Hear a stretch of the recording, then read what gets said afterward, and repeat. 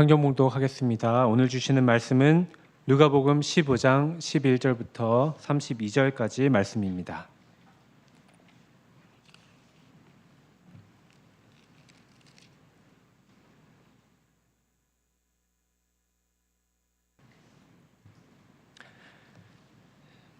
누가복음 15장 11절부터 32절까지 말씀을 제가 먼저 읽고 교독하시겠습니다. 또 이르시되 어떤 사람에게 두 아들이 있는데 그 둘째가 아버지에게 말하되 아버지여 재산 중에서 내게 돌아올 분깃을 내게 주소서 하는지라.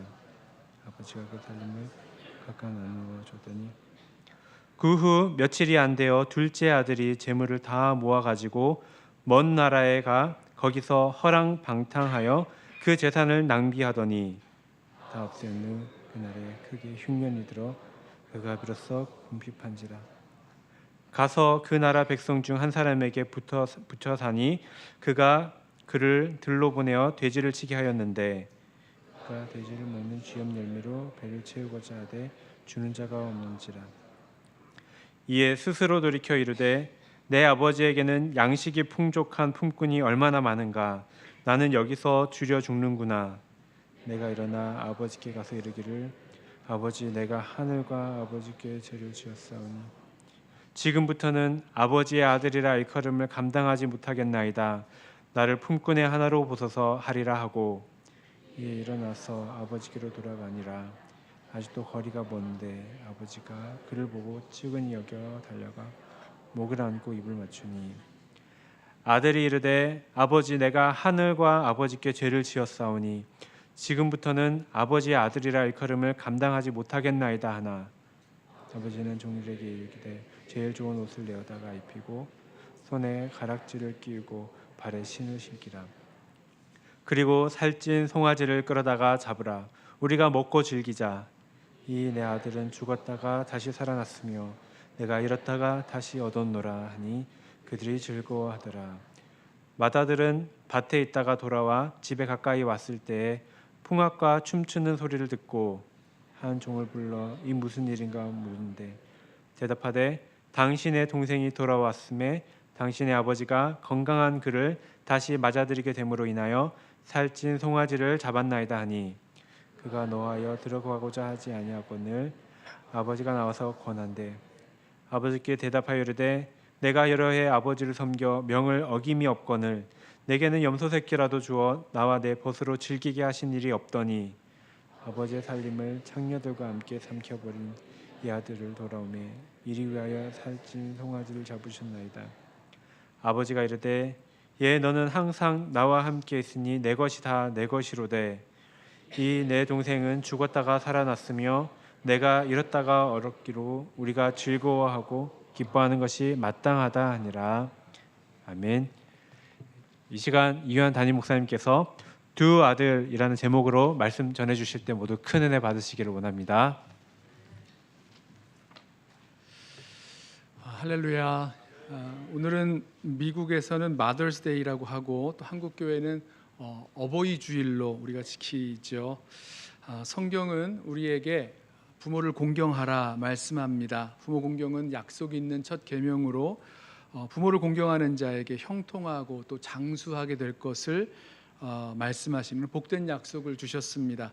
반대로 부모를 공경하지 않는 자녀를 징계하시는데 레위기를 보면 부모를 저주하는 자는 반드시 죽이라 이렇게 말씀하셨고 또 같은 레위기 말씀을 보면 하나님을 저주하는 자도 반드시 죽이라 이렇게 말씀하고 있는 것을 보게 됩니다. 하나님을 저주하든지 아니면 부모를 저주하든지 반드시 죽이라는 그 말씀을 생각해 보면 이 부모를 공경하고 사랑하는 것 그리고 하나님을 사랑하고 섬기는 것에는요 어떤 연관이 있는 것이 아닌가 이런 생각을 해보게 돼요. 사도 요한이 이렇게 말했죠. 보는 바 그 형제를 사랑하지 아니하는 자는 보지 못하는 바 하나님을 사랑하지 못한다 이렇게 말씀했는데 눈에 보이는 부모를 공경하지 않으면서 사랑하지 않으면서 눈에 보이지 않는 하나님을 사랑한다 공경한다 말하는 것 이것도 어불성설이 되겠지요. 사도 바울이 골로새 교회 성도들에게 권면하기를 모든 일에 부모에게 순종하라 하면서 부모에게 순종하는 것이 주님을 기쁘시게 한다 이렇게 말씀을 했습니다. 생각해 보세요. 같은 말씀이 아닌가요? 부모님께 순종하는 것 곧 주님의 말씀에 순종하는 것이니까 주님 기뻐하시고, 부모님을 공경하는 것, 이 부모를 공경하라 말씀하신 하나님을 공경하는 것이 되니까 주님도 기뻐하시겠다 이런 말씀이 될 것입니다. 그러니까 부모 공경을 통해서 하나님을 공경하고 부모님을 순종하는 것 통해서 하나님께 순종하는 것을 알게 되는 거죠. 자, 이것을 역으로 생각해 보면 하나님을 기쁘시게 하는 그 삶을 통해서 부모님을 기쁘시게 하는 그런 원리를 배울 수 있다라는 것입니다. 우리 어버이 주일을 맞이해서 하나님을 기쁘시게 하는 삶이 무엇인지 우리 좀 배워보려고 하는데, 그 하나님 기쁘시게 하는 삶을 통해서 우리도 부모님을 어떻게 기쁘시게 섬기며 살아갈지 우리 역으로 좀 배워보도록 하겠습니다. 예수님께서 비유로 하신 말씀 가운데 두 아들을 둔 아버지 이야기가 있습니다. 보통 탕자의 비유라고 하는 이야기인데요, 이 비유에 나오는 두 아들이 아버지의 마음을 아프게도 하고 또 아버지를 기쁘게도 했던 그런 아들들입니다. 자, 예수님의 이 비유 가운데 우리는 어떻게 아버지의 마음을 기쁘게 할 수 있을까, 이걸 깨닫고 순종하게 되기를 원합니다. 물론 이 비유에 나오는 아버지는 하늘 아버지를 의미하죠. 하늘 아버지께서 무엇을 기뻐하시는지 알 수 있게 되는데, 동시에 이 이야기를 통해서 우리 육신의 부모님을 어떻게 기쁘시게 해드릴 수 있는지 또한 우리 배워보자는 겁니다. 자, 이제 말씀 가운데 아버지라고 부르는 그 아버지를 말씀드릴 때에 먼저는 하나님을 떠올리셔야 되겠고, 그 다음에는 우리 육신의 부모님, 아버지, 어머니를 생각하시면서 어떻게 우리 아버지의 마음을 아프게 했던, 또 아버지를 기쁘게 했던 그 두 아들, 그리고 아버지의 이야기로 우리 함께 들어가 보겠습니다. 팀 켈러 목사님의 탕부 하나님이라는 책에서 찾은 그런 배경과 해석들을 중심으로 말씀을 나눠보겠습니다. 자, 이 돌아온 탕자의 비유로 알려진 이 이야기는요, 사실 두 아들의 이야기입니다. 이 두 아들이 아버지에게 어떻게 했는지, 또 아버지는 이 두 아들에게 어떻게 반응했는지가 이 비유의 이야기를 이끌어 나아가죠. 예수님의 비유는 이렇게 시작됩니다. 어떤 사람에게 두 아들이 있었는데 어느 날 둘째 아들이 아버지에게 와서 말하기를, 아버지 재산 가운데 나에게 돌아올 몫을 주십시오 하였답니다. 율법을 따르면 아버지가 돌아가시고 유산을 나눌 때에 첫째 아들, 이 장자가 다른 자녀보다 2배의 유산을 받게 되어 있습니다. 그래서 자녀가 둘인 경우에 장남은 아버지의 재산의 3분의 1을 유산으로 받게 되고, 차남은, 이 둘째는 3분의 1을 받게 되는 거죠. 자, 둘째 아들이 아버지 찾아와서 나에게 돌아올 몫을 달라고 한 것은요, 아버지 재산의 3분의 1을 먼저 달라고 했다는 겁니다. 우리 생각에서는요, 둘째 아들이 무슨 어려운 사정이 있나, 그럴 수도 있겠다라는 생각을 할 수가 있겠지만, 자, 그 고대 근동에 예수님 당시의 사람들에게 있어서 살아있는 아버지께 가서 자기 유산으로 받을 몫을 먼저 달라고 이야기하는 것은요, 아주 경악할 만한 일이었다고 합니다. 그러니까 아들이 아버지 유산을 받는 거는요, 반드시 아버지 돌아가신 후에 받게 되어 있는데, 아버지 생전에 찾아와서 내가 받을 내가 받을 유산을 달라고 하면, 그때 당시 사람들은 이 아들이 아버지의 재산을 원할 뿐이지 아버지는 싫어한다, 또 아버지가 죽기를 바란다, 이렇게 들리는 이야기였다는 거예요. 자, 그동안 아버지는 이 아들에게 유산을 받을 수 있는 그런 수단에 불과했고, 이제 아버지와의 관계도 싫고 아버지를 벗어나서 내 맘대로 좀 살아보겠다는 그런 의지를 보여주고 있는 겁니다. 자기 유산을 먼저 달라는 이 무례한 아들의 그 요청에 아버지가요, 두 아들에게 재산을 나누어 주었습니다. 이 아버지의 반응 역시 놀라운데요, 예수님 당시의 그 가부장적인 사회 가운데서 이런 요청을 하는 아들이 있다면 아마도 대부분의 아버지는 호되게 책망하고 꾸짖고 집안에서 내쫓아 버려도 되는 그런 상황인데, 예수님의 이 이야기에 나오는 아버지는요, 두 아들에게 그 살림을 각각 나누어 주었다 이렇게 말씀합니다. 살림을 각각 나누어 주었다. 그러니까 둘 다 받은 거죠. 자, 그런데 이 살림이라고 번역된 헬라어 단어가 굉장히 독특한 단어입니다. 원래는 이 생명을 뜻하는 비오스라는 단어인데요. 영어로 읽으면 바이오예요. 생명이죠. 자, 자신의 재산을 지칭할 수 있는 다른 단어들이 있는데 굳이 이 비오스, 바이오, 이 생명을 나누어 주었다 이렇게 말하는 거죠. 살림을 각각 나눠 주었다. 생명을 각각 나누어 주었다. 자, 그 이유는요. 이 아버지가 나누어 주는 그 재산이라는 것이 지금 이 아버지에게 있어서는 아주 생명과도 같은 그런 기업, 땅이었기 때문일 것입니다. 그 당시에 아버지의 재산, 그 가문의 재산이라는 것은요, 지금처럼 은행에 어떤 돈이 있다거나 증권이나 뭔가 주식이나 이런 것이 아니라 가문 대대로 내려온 기업, 그 자신도 그 아버지도 유산으로 물려받았을 그 땅을 의미하는 겁니다. 그러니 둘째 아들이 아버지에게 요구한 것은 그 가족의 또 아버지의 생명과도 같이 여겨지는 그 기업, 그 땅을 이렇게 나누어서 찢어서 달라는 그런 요청이었다는 거죠. 자, 먼저 이 말을 들은 아버지의 마음이 얼마나 아팠을까 상상을 해봅니다. 여러분, 아버지께 받을 무엇인가를 사랑하지만 그것을 주실 아버지는 사랑하지 않는다면 이런 일이 벌어지는 거죠. 저와 여러분도 부모님이 우리에게 무엇을 주실 것인지 그 주실 무엇을 사랑하고 구한다면 부모님의 마음을 아프게 만들 것입니다. 부모님이 주실 수 있는 물질, 부모님이 주시는 후원, 어떤 능력, 어떤 보호 이런 것들만을 바라기만 한다면 정말로 부모님을 기쁘시게 할 수가 없는 거죠. 부모님이 무엇을 주실 그 무엇을 바라고 사랑할 것이 아니라 그 부모님을 바라고 사랑할 때 정말로 부모님을 기쁘시게 해드릴 수 있다는 것입니다.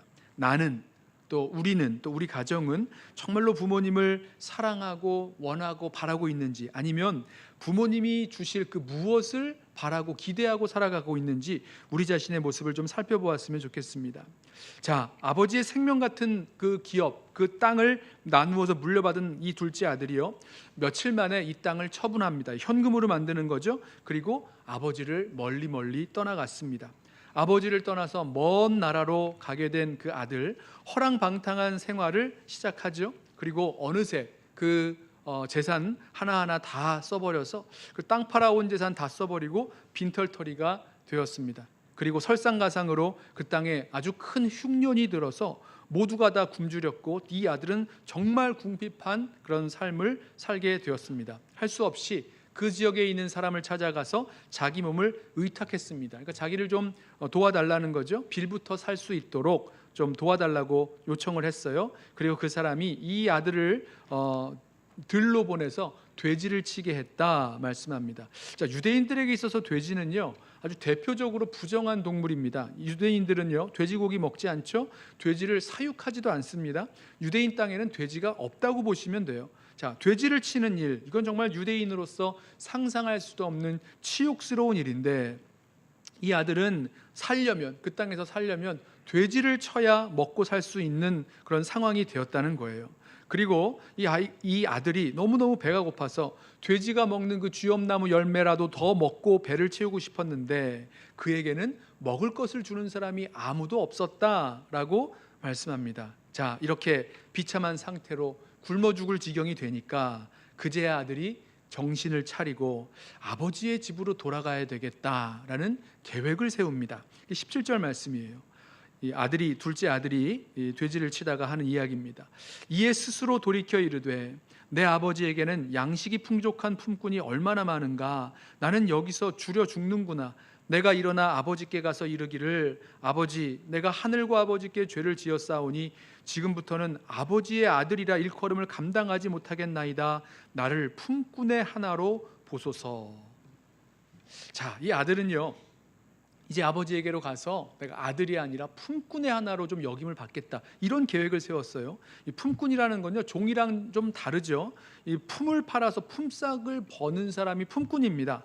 자, 이 아들은 아버지의 아들로서가 아니라 품꾼이 되어서 일을 해서 품삯을 받겠다. 그리고 그 품삯을 벌어서 빚을 갚겠다는 그 계획을 세웠다는 거예요. 왜냐면요, 당시에 이렇게 아버지를 막 욕되게 하는, 살아있는 아버지에게 유산을 요구해서 그것을 받아간 이 아들은 지역사회의 수치요, 또 당시 그 랍비들의 가르침을 따르면 이런 아들은 사죄하는 것, 잘못했다고 용서를 구하는 것만으로 되지 않고 자기 죄에 대한 그런 보상, 배상까지 해야 됐다 그래요. 그러니까 이 아들이 생각하는 거죠. 하늘과 아버지께 죄를 지어서 내가 아버지의 아들로는 살 수가 없고 아버지의 품꾼이 되어서 내가 받은 그 품삯으로 조금이라도 빚을 갚으면서 살아가겠다라는 아주 실제적인 계획, 어떤 의미로는 아주 순진한 그 계획을, 인간적인 계획을 세우고 아버지께 제시하기로 작정을 하죠. 계획을 한 겁니다.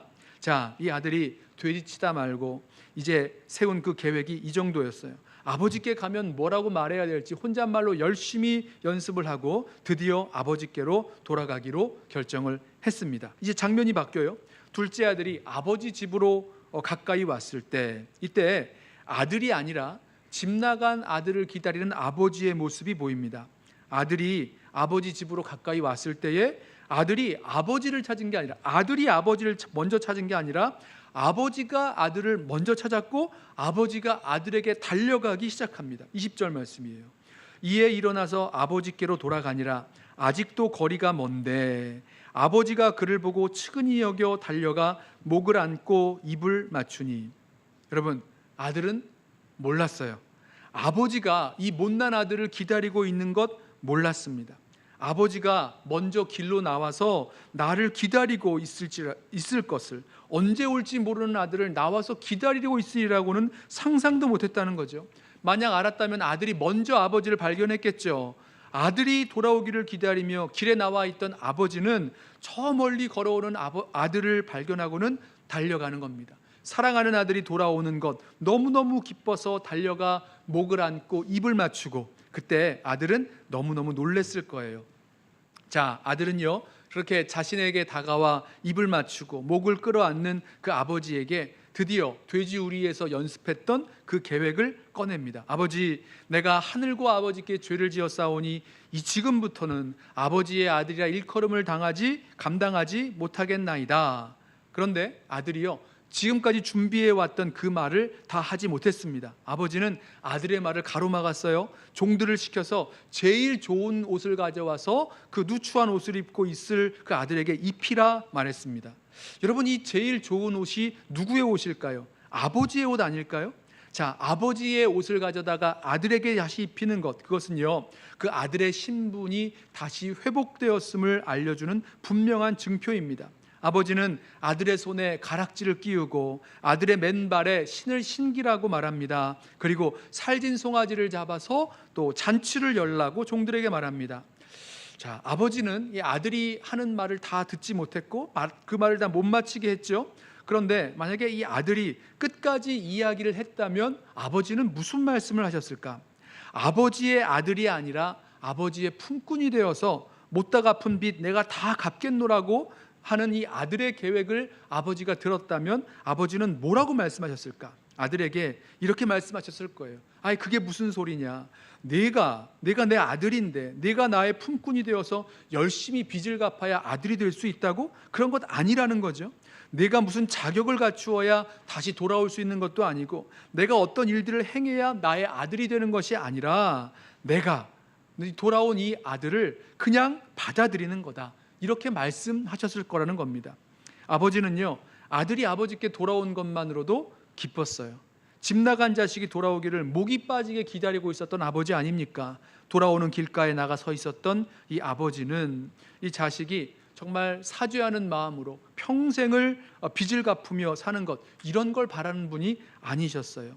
그 빚을 다 갚을 때까지 기다려야 된다고 하는 분이 아니셨습니다. 돌아온 즉시 내 아들로, 이 돌아온 아들을 내 아들로 받아들이고 또 아들 되게 하시는 거죠. 아버지의 사랑과 은혜는요, 아들의 어떤 죄나 허물도 다 덮고도 남습니다. 여러분, 반복해서 우리 볼 수 있는 것, 아버지는 아들이 돌아왔을 때 가장 기뻐하셨어요. 살진 송아지를 잡아서, 그때는 이렇게 고기를 먹일 때 흔치 않았던 시절인데 살진 송아지를 잡아서 잔치를 열 만큼 아주 기쁘고 기뻤던 것이 아버지의 마음이었어요. 여러분, 우리 알 수 있습니다. 무엇이 아버지를 기쁘게 해드리는 겁니까? 어떻게 해야 아버지를 기쁘게 해드릴 수 있습니까? 아버지께로 돌아가는 것, 그것이 아버지를 기쁘게 해드리죠. 아버지께로 돌아가서 아버지와 함께하는 것, 그것을 하늘 아버지도 기뻐하십니다. 무슨 엄청난 빚을 갚는 것보다, 아니면 아버지의 품꾼이 돼서 열심히 충성봉사하는 것보다 더욱 기뻐하는 것, 가장 기뻐하시는 것이 바로 아들이 아버지께로 돌아오는 것, 아들이 아버지와 함께하는 것, 이것을 기뻐하신다는 거죠. 아버지께 돌아갈 때 드리는 기쁨보다 더 큰 기쁨은 아버지에게 없어요. 그러므로 여러분, 저와 여러분, 아버지께 돌아가셔야 합니다. 아버지보다 아버지께서 주시는 것 더 사랑하다가 아버지를 멀리 떠나 살고 있었다면 회개하고 아버지께로 돌아가야 합니다. 그때 아버지께서 기뻐하시는 거죠. 우리 부모님을 향해서도 마찬가지입니다. 실제적으로 부모님을 떠나 마음도 떠났고 몸도 떠났고 이렇게 떠나 살고 있었던 우리들의 모습이 있다면 그 아버지께로, 부모님께로 돌아가는 것, 바로 그것이 부모님을 기쁘시게 해드리는 일이 될 것입니다. 자, 돌아온 아들이 기뻐하면서 돌아온 아들을 기뻐하면서 아버지가 잔치를 열고 있었을 때, 그때 또 집으로 돌아오는 아들이 하나가 더 있었습니다. 누굽니까? 첫째 아들 맏아들이었어요. 그날 그 아들은 밭에 나가서 일하다가 일을 마치고 집으로 돌아오고 있었는데요, 집에서 음악 소리가 나고 춤추는 소리가 나고 그러니까 이상하게 생각했죠. 종 하나를 불러다가 묻습니다. 이게 무슨 소리지? 라고 묻습니다. 종이 대답하죠. 당신의 동생이 돌아왔습니다. 건강한 몸으로 돌아온 것을 당신의 아버지께서 기뻐하셔서 살진 송아지를 잡아 잔치를 열었습니다. 자, 이 종의 말을 듣고 맏아들이 화가 나기 시작했어요. 화가 난 겁니다. 잔치가 열린 집안으로 들어가질 않아요. 이를 알게 된 아버지가요, 잔치 중간에 나와서 이 맏아들에게 잔치에 들어오라고 권합니다. 28절에 아버지가 나와서 권한대 라는 이 말은요, 이 시제를 보면 미완료 시제인데요, 아버지가 밖으로 나와가지고 맏아들을 달래면서 여러 번 계속해서 이야기하는 겁니다. 들어가자 라면서 아들을 달래고 권하는 모습을 그려주는 거예요. 그러나 맏아들이 들어가질 않아요. 화가 났습니다. 아버지께 무례하게 말을 하기 시작해요. 헬라어 원문이나 영어 성경을 보면 29절에 맏아들의 그 말이 아버지께 보소서라는 말로 시작하는데요, 이게 따지는 말이죠. 보소서. 자, 이것 보세요 라고 하면서 아버지께 따지기 시작합니다. 어른을 공경하고 또 순종하는 것이 중요한 그런 문화 가운데서, 저희도 마찬가지죠. 이런 문화 속에서 아버지한테 이것 보세요 라고 하면서 따지는 이 맏아들의 모습을 보면 이 역시 둘째 아들처럼 아버지에게 무례하고 또 발칙한 말을 하고 있는 거죠. 맏아들이 왜 이렇게 화가 났을까? 왜 아버지께 화가 나서 따지고 있을까? 이유가 무엇입니까? 맏아들은요, 아버지가 이렇게 동생을 받아들이고 잔치를 여는 것이 옳지 않다, 불공평하다, 이렇게 느꼈고 화가 난 겁니다. 29절 보세요. 아버지께 대답하여 이르되, 이제 헬라어 원문을 보면 여기에 보소서라는 말이 있다는 거죠. 내가 여러 해 아버지를 섬겨 명을 어김이 없거늘 내게는 염소 새끼라도 주어 나와 내 벗으로 즐기게 하신 일이 없더니 아버지의 살림을 창녀들과 함께 삼켜버린 이 아들이 돌아오매 이를 위하여 살진 송아지를 잡으셨나이다. 자, 맏아들은요, 여러 해 아버지를 섬겼습니다. 아버지의 명령을 한 번도 어긴 적이 없어요. 다 순종했습니다. 그런데 맏아들에게는 염소 새끼, 이 살진 송아지와 비교했을 때는 볼품없고 작은 것밖에 안 되는 그런 것도 준 적 없는 이 아버지가 어떻게 그 창녀들과 놀다가 아버지의 재산을 다 써버린 이 아들이 왔다고 그렇게 아들을 받아들이고 아들을 환영하고 잔치를 열 수 있느냐는 겁니다. 나는 너무너무 억울하고 이것을 견딜 수가 없다고 얘기하는 거예요. 여러분, 이해가 되시죠? 지금 이런 이 형이 맏아들이 무슨 얘기하는 겁니까? 이런 아들 받아들이기 전에 톡톡히 벌도 줘야 되고 반성하게 해야 되고, 안 되면, 반성하지 않으면, 제대로 반성 안 하면 쫓아내야 되고, 이게 마땅한데 어떻게 내가 받아본 적도 없는 그런 어마어마한 잔치를 연다는 겁니까? 게다가요, 생각을 해보면 이 아들을, 둘째 아들을 다시 집안에 들인다면 아버지 유산의 상속자가 되어서 이미 가져갔던 3분의 1 줄어들었잖아요. 다 탕진했으니까 그 줄어든 재산에서 다시 또 3분의 1을 받게 할 거냐는 겁니다. 그렇게 되면 도대체 정의와 공평 이런 건 어디로 가 있느냐는 거예요. 이거에 분노하고 아버지께 항의하고 있는 겁니다. 여러분, 이 분노와 항의, 이 맏아들의 분노와 항의는 무엇을 향한 분노요 항의입니까? 여러분 잘 생각해 보시면 아버지가 둘째 아들이 돌아왔다고 그를 기뻐하며 받아주시는 아버지의 용서하심, 아버지의 긍휼히 여겨주심, 아버지의 은혜에 대해서 분노하고 항의하고 따지고 있는 거예요. 여러분, 저와 여러분, 우리 아버지에게, 하늘 아버지에게 혹은 우리 부모님에게 분노하고 화내는 우리들의 모습이 있다면 한번 자신의 모습을 살펴보십시오. 왜 분노하고 있는지, 왜 따지고 있는지 한번 좀 살펴보십시오.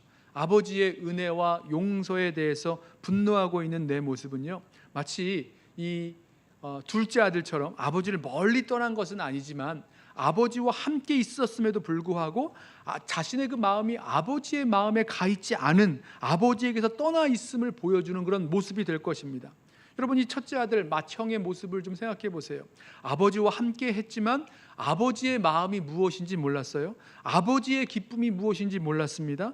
아버지가 기뻐하시는 일에 함께 기뻐하지 못했고 아버지의 마음을 알지 못한 채 이 아버지 하시는 일이 나에게 이렇게 분노가 일어날 만큼 불공평한 일이라고 화를 내고 있고 싫어하고 있다는 거죠.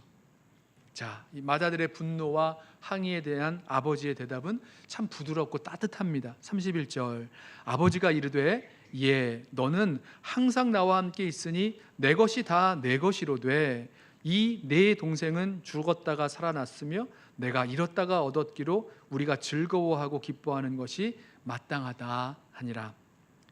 아버지가 이 맏아들을 얘야라고 부르고 있는 거예요. 이게 작은 아이들, 테크논이란 말인데요, 작은 아이를 부를 때 쓰는 아주 따뜻한 그런 말입니다. 아버지는요, 자신에게 화내며 따지는 그 맏아들을 나무라지 않으셨어요. 아버지는 맏아들이 항상 자신과 함께 있었고 또 아버지의 모든 소유가 다 그의 것이라고 알려줍니다. 이 말 맞죠? 처음에 아버지가 둘째 아들에게 재산의 3분의 1을 나누어 줄 때 각각 나누어 주었다 그랬어요. 그런 얘기는 맏아들도 재산의 3분의 2를 먼저 받았다는 거죠. 차이가 있다면 이 맏아들은 둘째처럼 재산을 팔지 않았고 또 아버지를 떠나지 않았기 때문에 여전히 이 첫째의 재산은 아버지의 것으로 보였을 것이고 또 아버지 살아 계시잖아요. 아버지 것으로 보였겠고 또 그러니 그렇게 느꼈을 겁니다. 아버지 말씀하는 거예요. 이거 다 너의 것이다 라고 말씀하고 있는 거죠.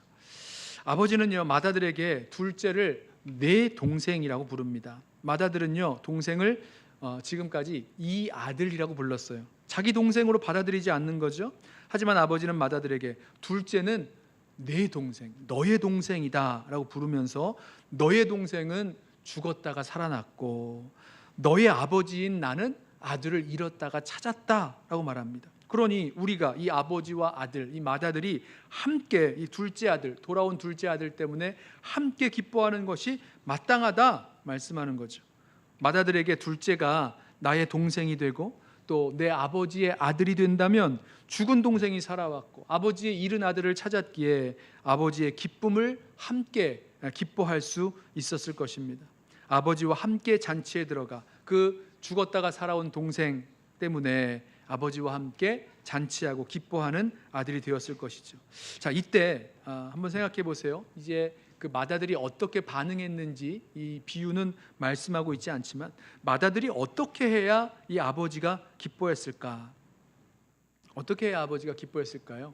아버지가 기뻐하는 그 둘째 아들이 돌아와서 기뻐하는 아버지와 함께 이 첫째 아들이 기뻐했다면 아버지는 정말 기뻤을 거예요. 아버지가 둘째를 받아들였듯이 맏형도 이 동생을 받아들이고 용납하고 두 아들이 화해하고 서로를 사랑하고 기뻐할 수 있다면 아버지가 가장 기뻐하는 그 모습이 되었을 것입니다.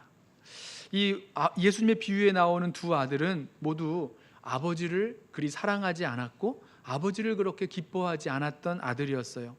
둘째 아들 말할 것 없죠. 자기 받을 유산을 받아서 먼저 아버지를 떠났으니 둘째는 명백히 아버지를 떠났고 또 아버지를 향해서 그 마음도 떠나 있었던 것 분명합니다.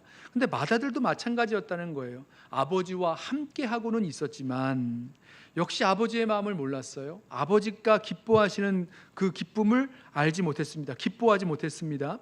마다들이 이 아버지한테 이렇게 따졌던 말 중에서 이렇게 말하는 게 있어요. 내가 여러 해 아버지를 섬겼다라고 하면서 아버지께 따지는데 동생은 안 그랬다는 거죠. 근데 여기 아버지를 섬겼다라는 이 섬긴다는 말이요, 아버지를 위해서 노예, 슬레이브처럼 일했다라는 말이랍니다. 그러니까 헬라어 동사 그 둘류오라는 말과 그 헬라어의 그 노예라는 둘로스가 같은 어근을 갖고 있기 때문인데요. 여러분, 노예가 누굽니까? 노예는요, 기쁨으로 일하는 사람이 아니라 강요된 일 때문에 책임감과 두려움으로 일하는 사람들이 노예라는 겁니다. 여러분, 아버지와 함께했던 마다들, 하지만 아버지를 향한 사랑이나 기쁨으로 일했던 것이 아니라 강요와 또 두려움, 책임감에서만 일했던 모습을 보게 되는 거죠. 마다들은요, 이 아버지를 기쁘시게 해드리는 것만으로 만족할 수가 없었어요. 아버지를 기쁘시게 해드리는 것이 자신의 기쁨이 되지 못했습니다. 그랬다면 아버지와 함께 이 둘째 아들이 돌아왔을 때 기뻐했을 것이죠. 동생은 그 몸이 아버지를 떠났기에 그 마음이 아버지를 떠나는 것이 분명해 보였지만, 형은 아버지와 함께 있었기에 자신의 마음이 아버지의 마음에서 떠나 있는 것을 몰랐을 거예요. 알지 못했을 것입니다. 아버지가 기뻐하시는 일에 함께 기뻐하지 못한다면 아버지 마음 모르는 것이고 아버지의 기쁨을 모르는 것이고 아버지의 마음에서 떠나 있는 모습을 보여주는 겁니다. 사실 이 탕자의 비유로 알려진 이 예수님의 비유는요, 잃어버린 양의 비유, 그리고 잃어버린 드라크마의 비유에 이어지는 세 번째 비유였어요. 잘 아시는 비유인데, 100마리의 양 중에서 한 마리의 양을 잃어버린 목자가 99마리는 들에 두고 잃어버린 한 마리를 찾아내기까지 찾습니다. 그리고 결국 찾아내요. 그리고 찾았기 때문에 기뻐하면서 돌아와서 벗과 이웃들을 불러다가 잔치를 벌입니다. 또 10드라크마 중에서 하나를 잃어버린 그 동전 하나를 잃어버린 여인은요, 그 등불을 켜서 집 어디에 그 드라크마가 떨어졌는지 등불을 켜서 찾고 집을 쓸어가면서 찾다가 드디어 그 드라크마를 찾았습니다. 그때 기뻐하여 벗과 이웃을 불러다가 또 잔치를 열고 즐거워합니다. 그리고 나서 이 두 아들의 비유가 나온 거예요. 아버지를 떠난 아들이 돌아왔을 때 아버지가 너무너무 기뻐하며 잔치를 베풀었다는 거죠. 문제는 그 잃어버린 아들을 찾은 그 아버지의 기쁨에, 아버지의 잔치에 함께하지 않는 마다들, 함께 기뻐하지 않는 그 마다들의 모습입니다. 아버지가 그 마다들에게 이 잔치로 들어오라, 나와 함께 기뻐하자, 우리가 기뻐하는 것이 마땅하다라고 말하지만 아무리 달래도, 아무리 그 기쁨을 함께하자고 요청해도 마다들은 아버지를 떠난 그 마음의 모습을 보여주죠. 들어오지 않았습니다. 함께하지 못하는 모습으로 끝나고 말았어요. 여러분, 오늘 이 말씀 통해서 우리는 어떻게 우리 아버지를, 우리 하늘 아버지 또 우리의 육신의 부모를 기쁘게 할지 우리 배워보게 되었습니다. 여러분, 아버지께서 주실 그 무엇이 아니라 아버지를 사랑하십시오. 아버지는 탕자가 돌아올 때 기뻐했죠. 아버지께 돌아가는 것을 기뻐하십니다. 그러므로 우리 아버지께로 돌아가야 될 거예요. 그리고 이 첫 아들의 마다들의 모습을 보면서 아버지의 은혜와 용서에 분노하고 있는 나의 모습을 본다면 내가 과연 무엇을 기뻐하고 있는지를 살펴보아야 될 것입니다. 둘째 그 아들, 그는 잃어버린 나의 동생, 또 찾으면 함께 기뻐해야 할 아버지의 잃어버린 아들이라는 거죠. 아버지가 기뻐하는 그 일에 함께 기뻐하고 또 아버지가 기뻐하시는 것을 만족하면서 살아갈 수 있는 저와 여러분 되길 원합니다. 아버지께로 우리는 돌아가야 됩니다. 집 나간 아들이나 몸은 함께 있었지만 아버지의 마음을 모르며 떨어져 있었던 그 아들, 아버지의 기쁨도 모르고 노예처럼 일하던 그 아들도 아버지께로 돌아가야죠. 아버지를 기뻐하고 아버지를 기쁘시게 하는 그 기쁨으로 돌아가야 될 것입니다. 그래야 우리는 하나님을 기쁘시게 하는 아들들, 또 우리 육신의 부모님 또한 기쁘시게 하는 그런 자녀들이 될 줄로 믿습니다. 기도하겠습니다. 사랑과 은혜가 풍성하신 우리